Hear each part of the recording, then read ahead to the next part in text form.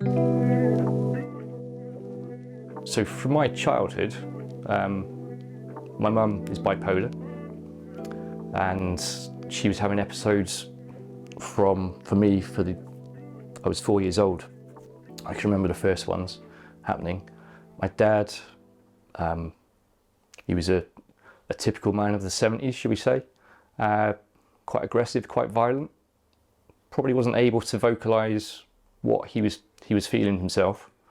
I'm a twin, got a twin sister, but I would get a lot of his anger, should we say. So that is, quite a difficult childhood. My mum would have these episodes roughly every 2 years. She'd end up being sectioned. Nothing was ever explained to me and my sister.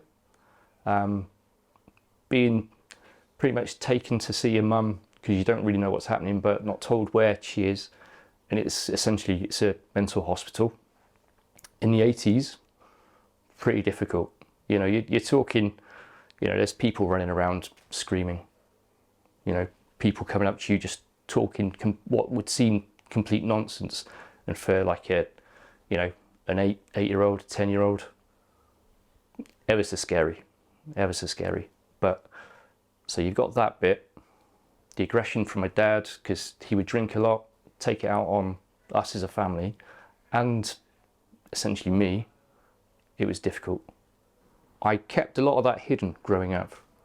My friends knew a little bit, but not to the full extent.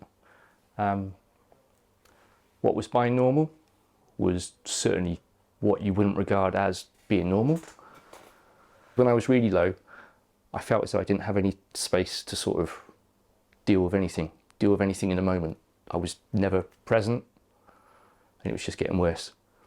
To the point where intrusive thoughts of, there's one way out here, you're going to kill yourself. Very, very difficult. It's only been the last 4 years that I've been able to sort of address things. My dad died 6 years ago, had cancer. It was really rapid. But when he was going through these operations and also with the medication and where the tumour was pressing on the part of his brain, he was reverting back to different times throughout his life. Childhood, the stuff that he went through, again, his dad was extremely violent. So this was all coming out.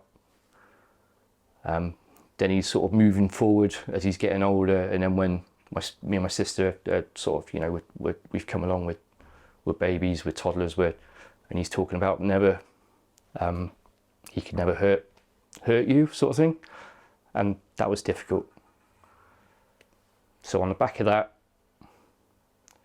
my dad going in work after a couple of months, just had so much going on in my mind, everything coming back from my childhood. I ended up taking 2 months off work because I was making mistakes.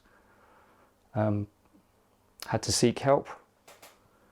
Spoke to a GP. My GP was amazing. She could recognise where I was. The issues that I had were deep-rooted. Advised me to seek counselling. My family fully supportive of me. They could see, where I was going, because I've got, I'm married, got a wife, 2 children, 2 girls. I kind of gauged the way my dad was as, that was a bad sort of baseline for a father figure. I'm the complete opposite, so open, so, emotions that it's never hidden. Nothing is hidden in our family. I mean, talking about this now is the first time I've really, I've mentioned it a bit with the Browd guys. I've not been able to go into real detail, not really, because it is deep rooted, and I've got to be working on it almost on a daily basis.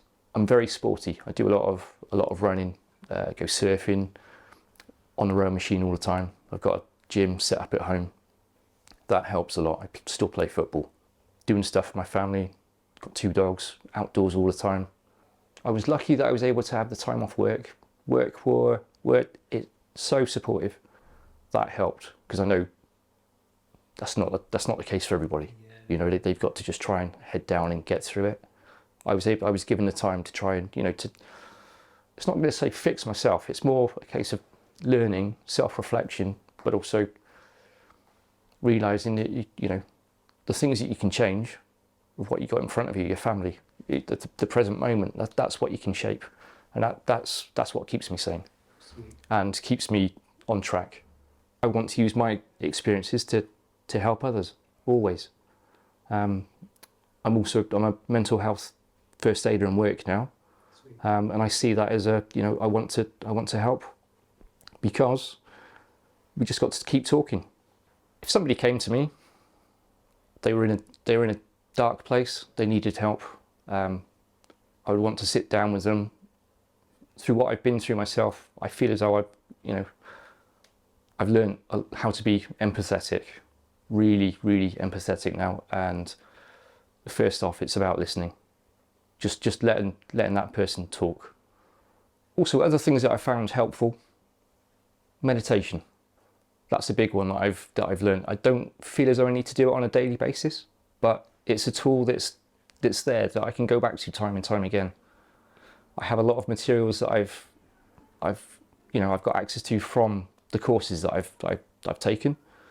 There's also so much available online now. Social media is fantastic, and YouTube, Spotify, all of those, it is out there. There's lots of free apps that you can use, lots that you can pay for as well, but there is stuff available to you always. Another thing I found that helps me, it's journaling, writing down what your thoughts are, almost boxing off, what you've been through that day, stuff that you kind of want to go through and process. It helps you to sort of understand. It really does. And again, these are all tools that I've learned recently, a couple of years. But I would never go back. It's always going to be there.